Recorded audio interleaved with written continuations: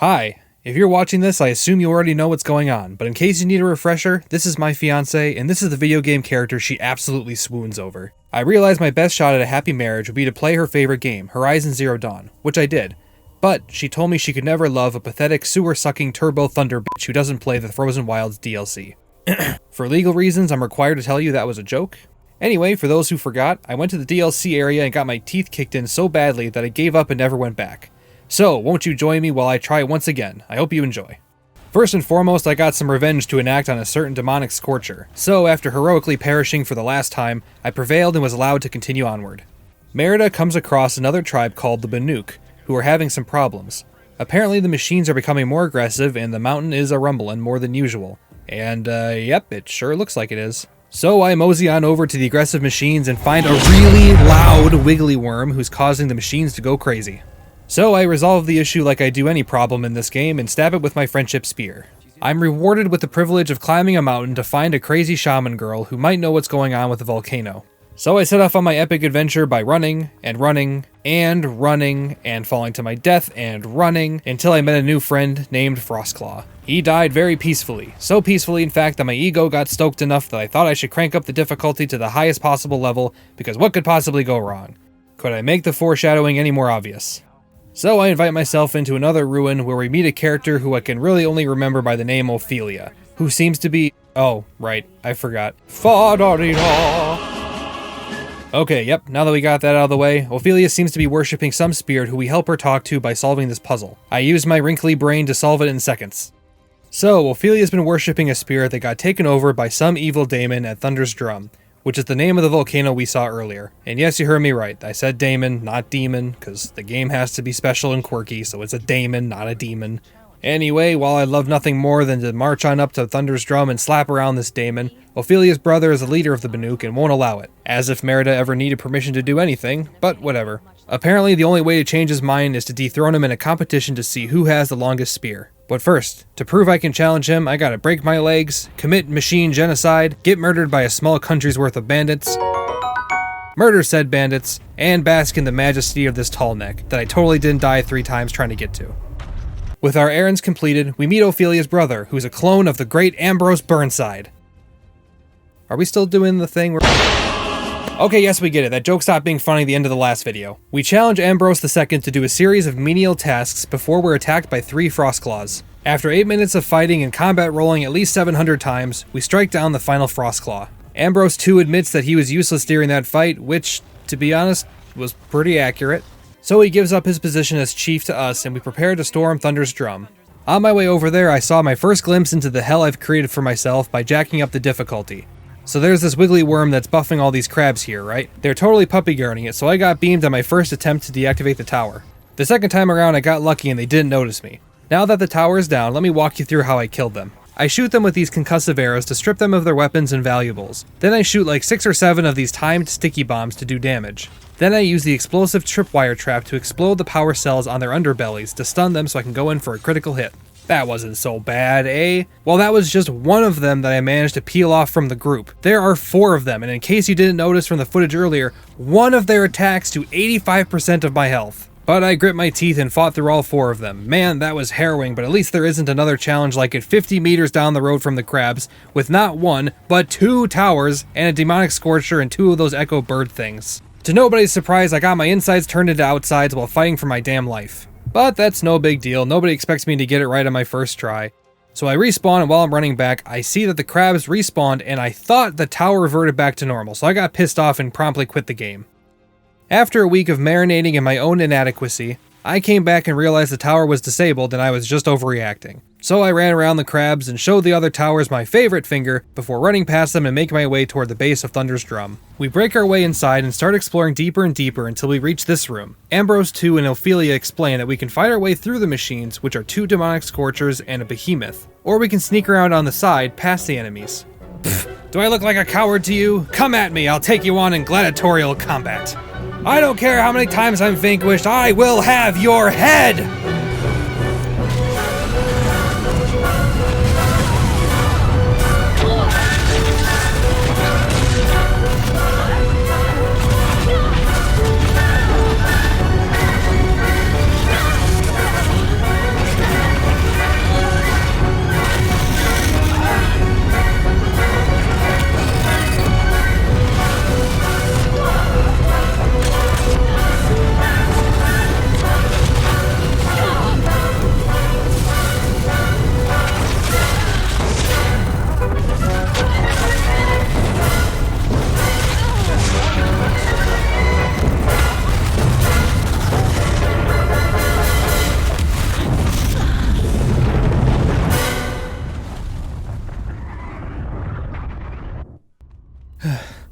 You know, on second thought, the real coward is the one who prey on those poor defenseless machines.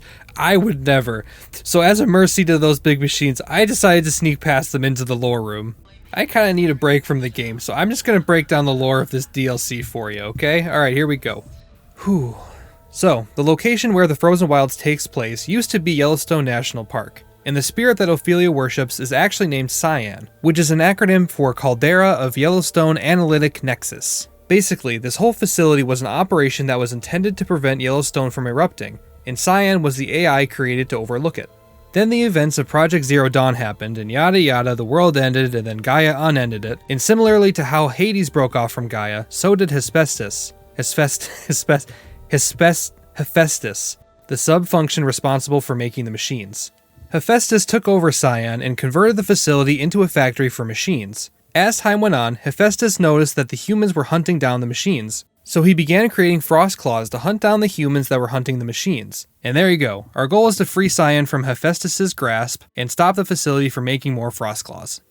As we push deeper into the facility, I lay waste to a few more Scorchers, and then am denied access from continuing forward by this Thunderjaw, who eventually dies by stubbing his toe on my mangled corpse too many times. As we move along, we enter the section of the game where Merida has to manage Ambrose 2 and Ophelia being completely useless. Like in this room full of crabs and Scorchers. They couldn't possibly be expected to do a tiny bit of parkour over this fissure. No. They need their own special red carpet that I'm expected to roll out for them while I'm being attacked by every enemy in the room. Oh, do you need a little bit of extra help? Well, if you decide to unlock these 2 ammo caches, you unleash 2 frost claws to enter the fray.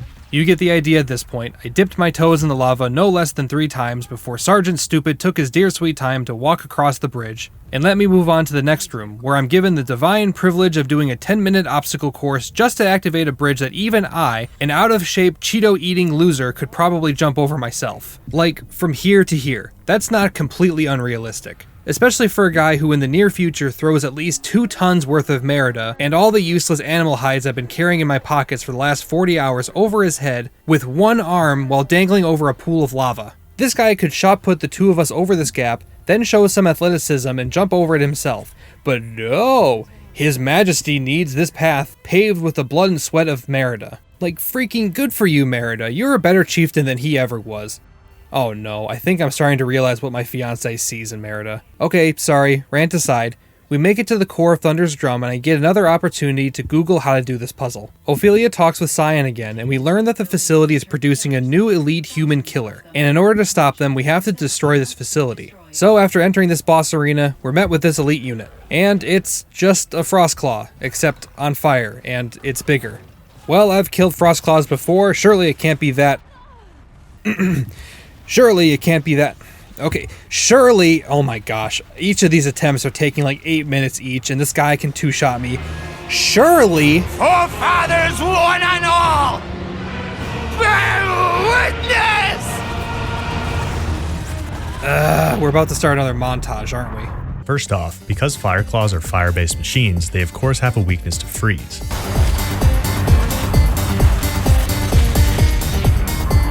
And I'm also going to switch over to my fire resist potions and put one of those on.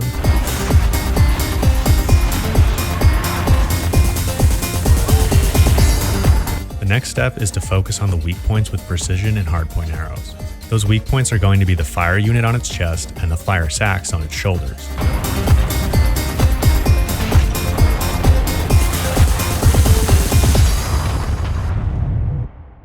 A new unit that Cyan warned us about.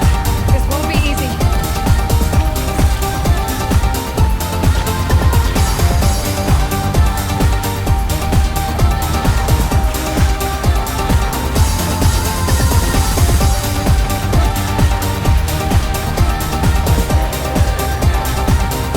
So I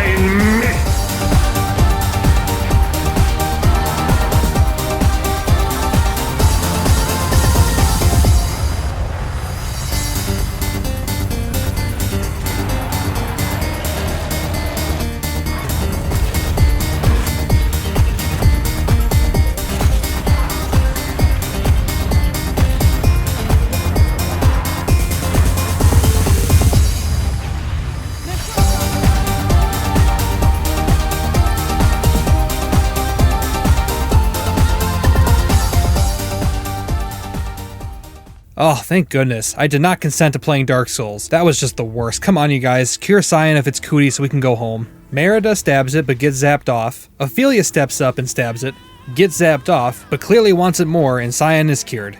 Ambrose too gets his canon event by his sister dying, trauma acquired, and thankfully there's no more time to mourn because Cyan is blowing up the facility. You know, I can't help but wonder why Cyan, who is now in full control of herself and the facility, has decided to self-destruct immediately rather than giving us, I don't know, like 2 or 3 minutes to escape? Who knows, this makes for a good cutscene of them escaping. I'm mostly stalling for time here because this is the final cutscene and I don't want to skip through all of it, but I guess we could skip through some. They're riding along when some shrapnel hits Merida and Ambrose catches her. He chucks her up like I showed you earlier, and she climbs up to the top and throws a bomb like her dad taught her, and oops, my bad, was that too soon? She hits one of the magnet thingies and they go flying out of the mountain, tumble down the side, and fade to black, she's dead. No. Fade to black and she's dead. Oh my gosh, and she's dead. There we go. Alright, thanks for watching, but before you go, let me ensnare you with some majestic footage of this tall neck while I take a moment to also thank everyone who watched and engaged with the last Horizon video. I genuinely can't express how appreciative I am of the kind comments some of you guys left. They honestly make my day every day that I log in and see someone had commented. Okay, that's it. I promise I'm done gushing about you guys. I also wanted to quick address that there were a lot of comments asking when I'll do a Horizon, the Forbidden West video. And the answer to that is, well, whenever it comes to PC, because I don't have a PS4 or a PS5, and I'm poor. So yeah, I promise I'll make another video when it comes out on PC. Alright, thank you so much for listening. Man, I feel like I should reward you for still being here. Let me see. Oh, here. One day after I came back to play, Aloy was missing her face and this guy was sitting on thin air. So there you go, bask in the glory. Okie doke, that's all for now. I love you all. Skadoosh.